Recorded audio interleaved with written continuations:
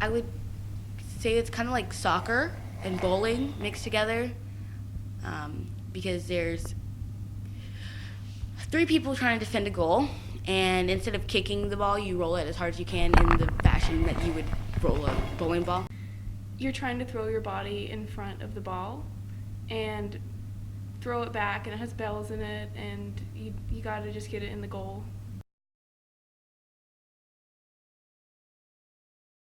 Quiet, please. Quiet.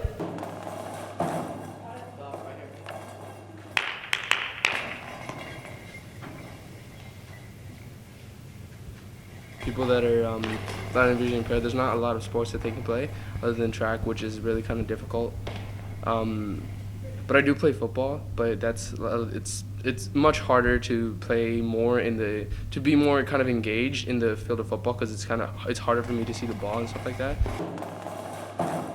One of the biggest things, with all adapted sports, with all disabilities, but especially, with kids with blindness, is not a lot of them are physically active in their everyday lives. Goalball gives them a chance to be active, number one. Number two, play a sport. Playing a sport has huge benefits, both psychological and physically. And it puts them in a team atmosphere. Realizing that you're on a team and realizing that it's not just a sport that you're involved in, because a lot of blind sports are just like single, like swimming or racing or something like that. And they're all kind of left up to you as the blind person, but you have to kind of rely on your team.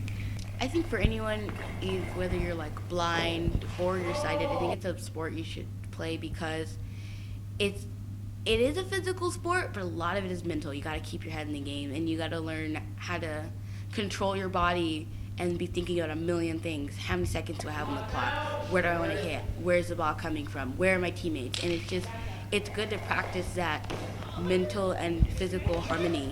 A lot of people might like goalball, they just don't know about it, or other sports. So I hope people keep learning about goalball. I love spreading the word.